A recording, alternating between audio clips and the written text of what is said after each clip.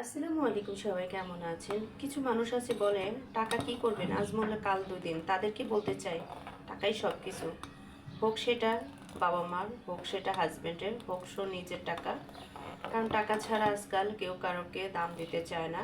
তবে একটা কথা না বললে নয়, আমার ফেসবুকে যত ভাই বোন আছে সবার প্রতি আমি কৃতজ্ঞ যে আমার সন্তানের জন্য সবাই দোয়া করেছেন এবং কি কমেন্টের মাধ্যমে জিজ্ঞেস করেছেন কি হয়েছে তার। সবাই আল্লাহর কাছে প্রার্থনা করেছেন।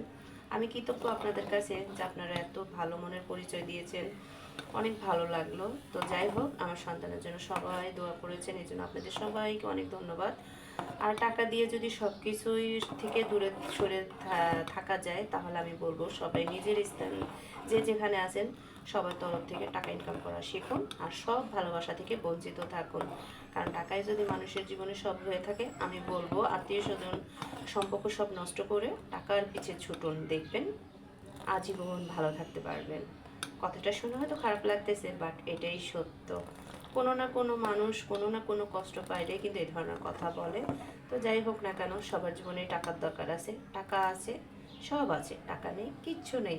আমি মনে করি বর্তমান টাকাই সব কিছু।